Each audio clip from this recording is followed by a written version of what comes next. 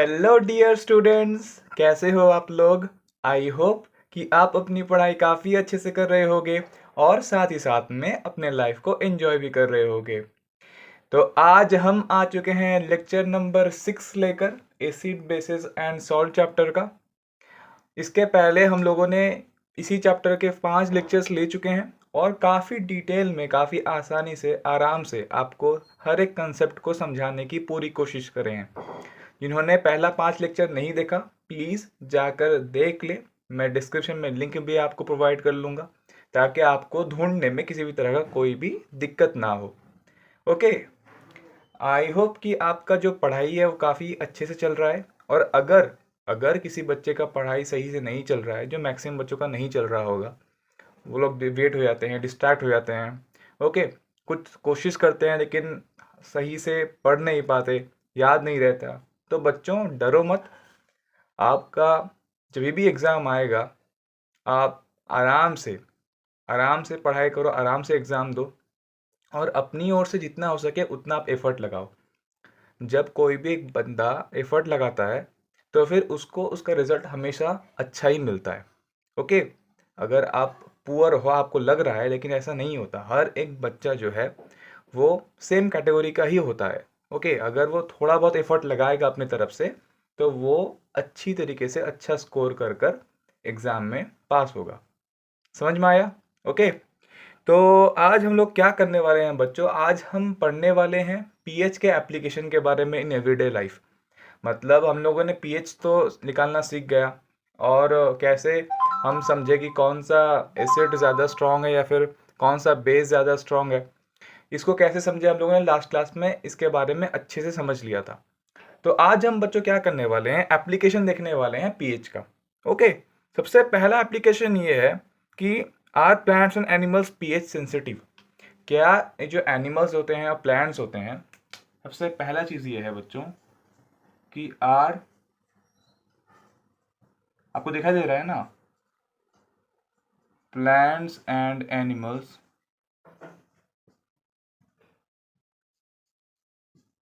PH sensitive. PH sensitive. तो क्या plants और एनिमल्स बच्चों पीएच सेंसिटिव होते हैं या नहीं? जी बच्चों, बिल्कुल, मतलब होते हैं पीएच सेंसिटिव। हमारा बॉडी भी बच्चों एक पर्टिकुलर रेंज ऑफ पीएच के अंदर अच्छी तरीके से फंक्शन करता है। और वो कौन सा रेंज है बच्चों? 7 से 8। इस पीएच रेंज के अंदर हमारा बॉडी जो है 7 से 7.8, इस पीएच के रेंज के अंदर बच्चों, इस पीएच के रेंज के अंदर हमारा बॉडी जो है वो प्रॉपरली फंक्शन कर पाता है। क्या कर पाता है बच्चों? प्रॉपरली वर्क कर पाता है, फंक्शन कर पाता है।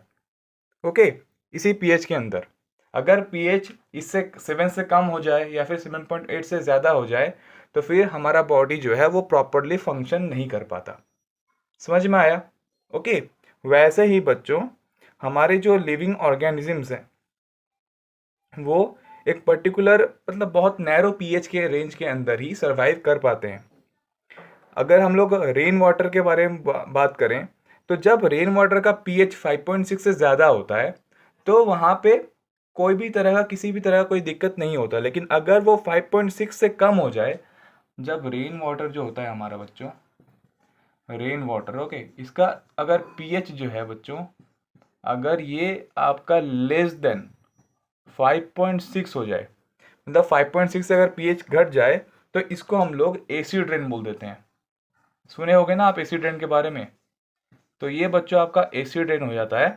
और ये फिर मतलब जब रिवर वाटर के साथ ऐड हो जाता है ना, तो वहाँ पे जो भी एक्वाटिक एनिमल्स लिव करते हैं, सरवाइव करते हैं, तो उनको फिर अफेक्ट करता है।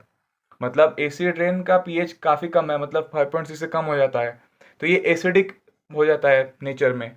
और जब ये रिवर वाटर से मिलता है तो वो क्या करता है ना, रिवर वाटर को भी एसिडिक कर देता है। इसी वजह से वहाँ पे जो भी एक्वाटिक ऑर्गेनिजम्स रहते हैं तो वो अफेक्ट होते हैं। ओके, उनका सर्वाइवल फिर मुश्किल हो जाता है। तो इसका मतलब बच्चों पीएच जो है वो प्लांट्स और एनिमल्स के लिए काफ़ी इंपॉर्टेंट है। एक पर्टिकुलर रेंज ऑफ पीएच होने से ही हमारा बॉडी जो है अच्छे से फंक्शन कर पाएगा। और रेन वाटर का पीएच 5.6 हमेशा ज़्यादा रहना चाहिए। अगर कम हो जाता है तो वो एसिडन बन जाता है और वो फिर वाटर बॉडी में ऐड होने पर अफेक्ट करता है वहाँ के एक्वाटिक ऑर्गेनिजम्स को। ओके, तो ये था आपका पहला पॉइंट।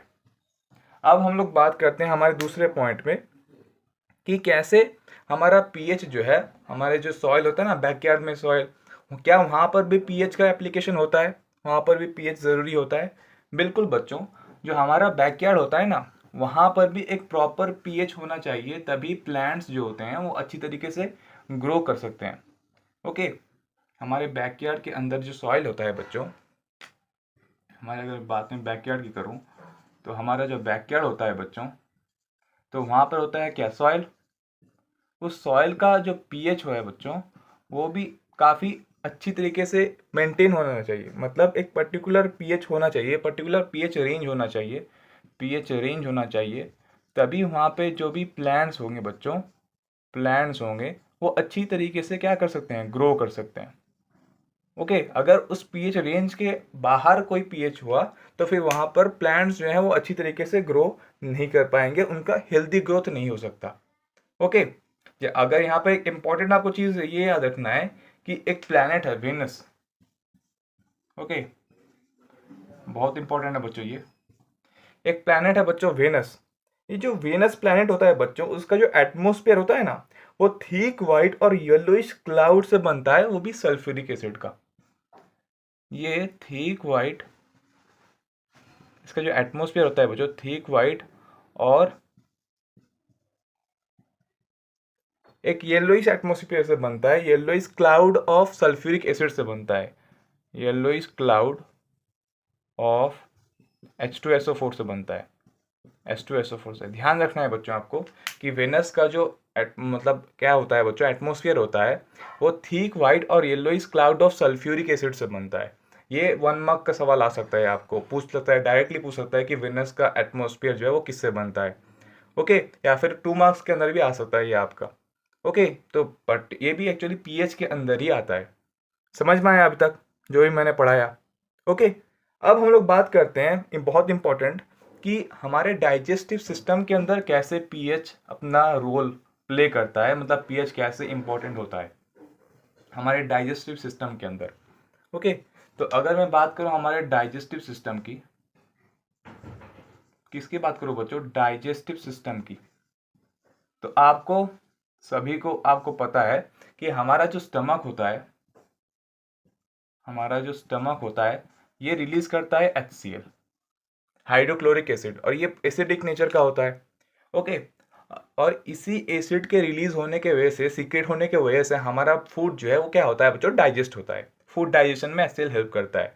लेकिन जब ये HCl ज़्यादा अमाउंट में रिलीज होने लगे, ओके, HCl अगर मतलब नॉर्मल है, अगर नॉर्मल है तो फिर कोई दिक्कत नहीं है, ये फूड को डाइजेस्ट करेगा, फूड को डाइजेस्ट करेगा अगर नॉर्मल है।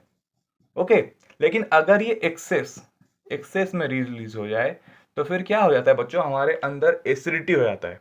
क्या होता है बच्चों, एसिडिटी हो जाता है, एसिडिटी हो जाता है, जिसके वजह से बच्चों हमारा पेट दर्द करने लगता है। ओके, पेन होने लगता है, इरिटेशन होने लगता है। ओके, इससे क्या होता है बच्चों, पेन एंड इरिटेशन होने लगता है बच्चों, इरिटेशन होने लगता है। ओके, हमारा पेट दर्द करने लगता है, दुखने लगता है, इरिटेटेड होने लगता है। ओके, बहुत तकलीफ में आ जाते हैं फिर हम। फिर तो इसको फिर क्या करने के लिए, कंट्रोल करने के लिए हम क्या लेते हैं बच्चों, एक टर्म है एंटासिड। एंटासिड डॉक्टर्स हमको रिकमेंड करता है, आपको भी रिकमेंड किया होगा जब आपका पेट खराब हुआ होगा। खराब का मतलब एक्सेस में अगर एसिड रिलीज हो गया होगा। ओके, एंटासिड मतलब एक बेस आपको दिया जाता है, बेसिकली बेस दिया जाता है, बेस।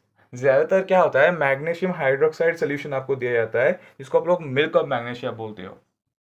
ये एक माइल्ड बेस है बच्चों, मैग्नीशियम हाइड्रोक्साइड, हाइड्रोक्साइड दिया जाता है बच्चों, इसको आप लोग मिल्क ऑफ मैग्नीशिया भी बोल सकते हो, milk of magnesia, magnesia.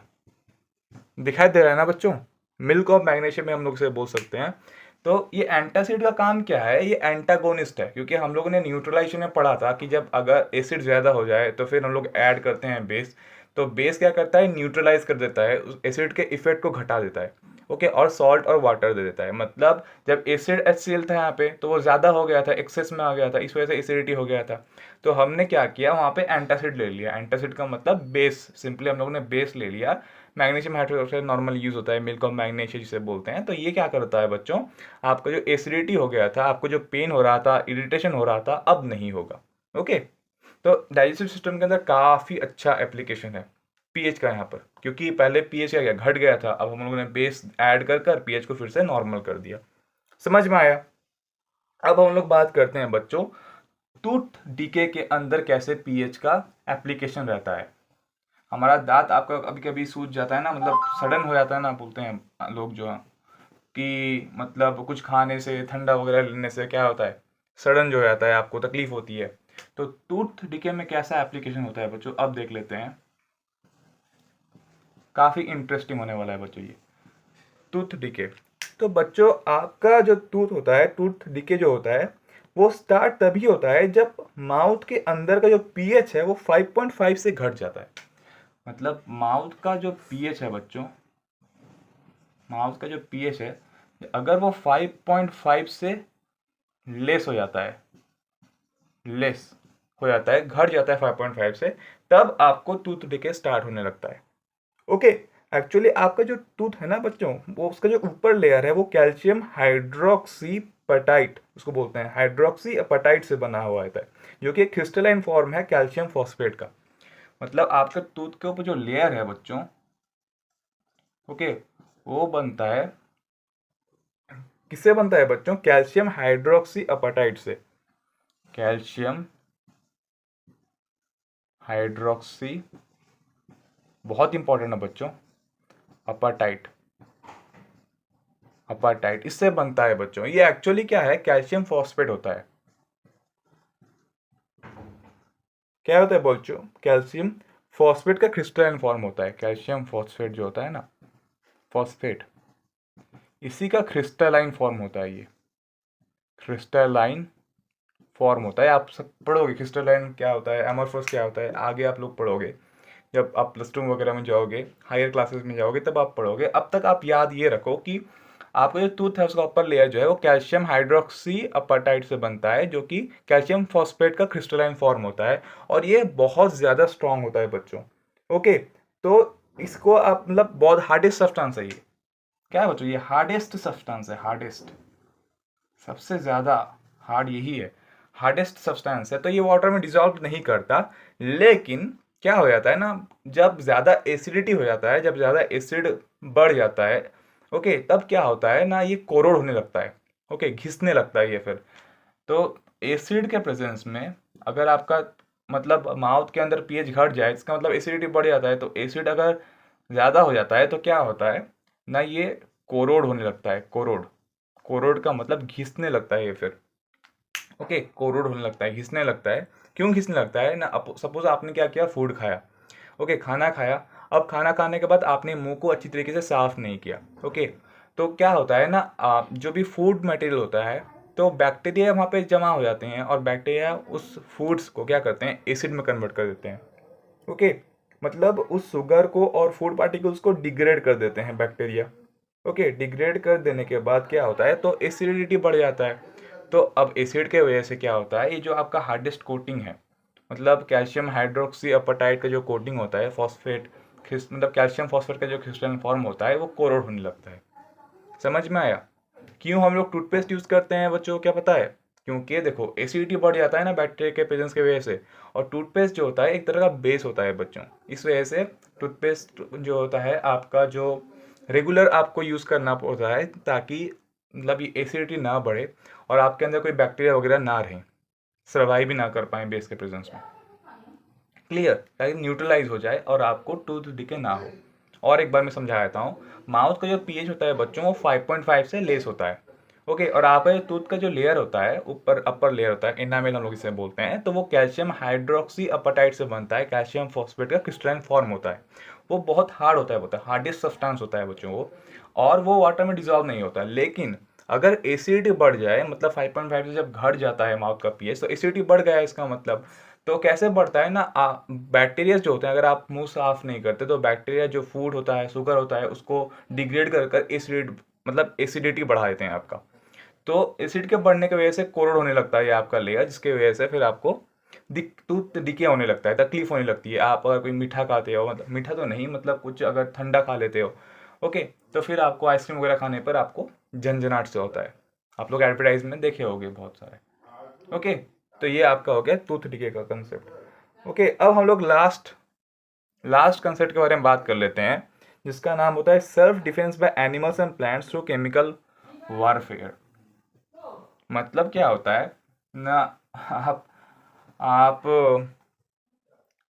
Self defence में भी सेल्फ सेल्फ डिफेंस में भी पीएच का ही एक्चुअली एप्लीकेशन रहता है। कैसे ना, आप हनी भी देखे होंगे, मधुमक्खी, हनी बी।